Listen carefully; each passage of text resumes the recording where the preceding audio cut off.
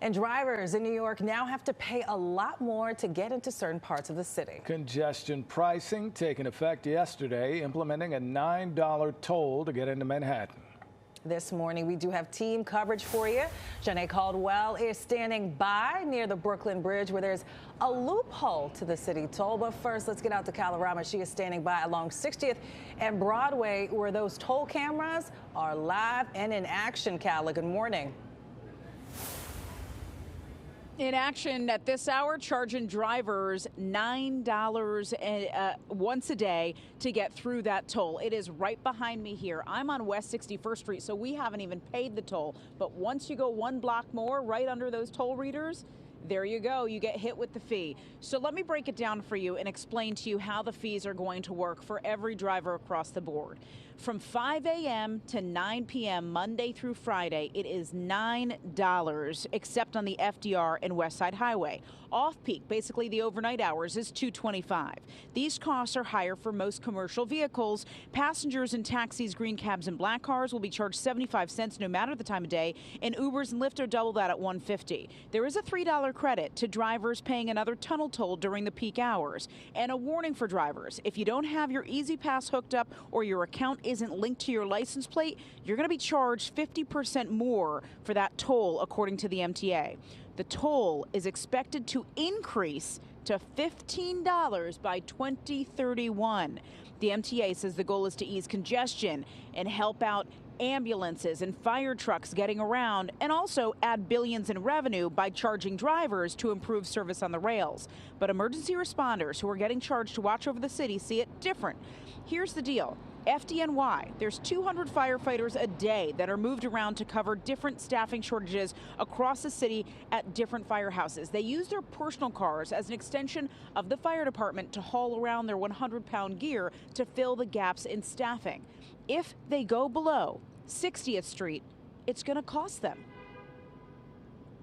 What will happen to the congestion that forms in people trying to get off the 59th Street Bridge at 60th Street? What will happen to people flooding to the GW Bridge instead of coming through to Lincoln and Holland because they don't want to pay the toll? What will be the congestion in those areas that already have an increased amount of fire duty and emergency medical service activity? What will happen to that congestion? What will the public safety life look like up there? It's horrible, horrible. It's not the right time because everything increased now, everything going up, and you know, it's not the right time. Completely against it because simply it's just the working class are paying for it. Keep in mind, this past weekend, a judge in New Jersey ruled to not pause this taxing plan. New Jersey lawmakers have something to say about that, saying they vow to keep fighting this. More on that coming up at 6:30. But this morning, for rush hour, starting from 5 a.m. on, this is the first test that we see from congestion pricing to see how congested this area will get. Will people start making U-turns by 61st Street? Will there be a parking jam in this area so people can then jump on the subway from Columbus Circle and avoid the toll altogether? We'll have to wait and see how this all works out and if congestion is any better in Midtown today. We're live in Columbus Circle. I'm Kalorama, Pix 11 News. Yep, we'll see how the experiment goes. Kala, thank you so much. Meanwhile, New Jersey drivers, they're facing a 1-2 punch as they head into Manhattan. That is because a Port Authority toll hike also went into effect. That in addition to the MTA's congestion pricing plan. Drivers who use Easy Pass can expect to pay 68 cents more at crossings like the George Washington Bridge, the Lincoln and Holland tunnels. Well, drivers looking for a break from the new congestion toll will be hard-pressed to find one. But there are a very limited number of exemptions and loopholes that do exist. Pix 11's Janae Caldwell joins us live near the Brooklyn Bridge with more on what you need to know about those. Janae, good morning.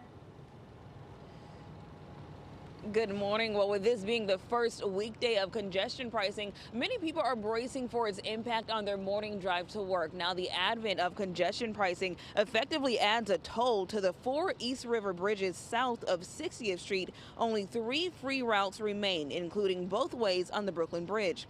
To take the bridge for free, you have to get on via the FDR if you're heading towards Brooklyn, and if you're Manhattan bound, you need to get right on the northbound FDR. If you head for the south northbound lanes, you'll hit the street grid and get tolled.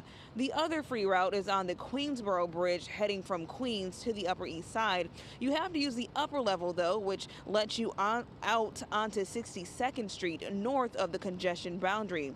The toll zones exclude trips entirely done on the FDR Drive, West Side Highway, and the Hugh Carey Tunnel connections to West Street. Some drivers will be able to save some money. The MTA says low-income drivers, people with disabilities, emergency vehicles, buses, and government-owned vehicles are all eligible for discounts and exemptions under the congestion pricing plan. Now, the MTA has set up a congestion pricing hotline because of possible confusion over who is eligible for discounts and exemption plans. That number is 1-800-333-TOLL. You can also call the MTA's hotline at 511. We are live here in Lower Manhattan. Janae Caldwell, Pix 11 News.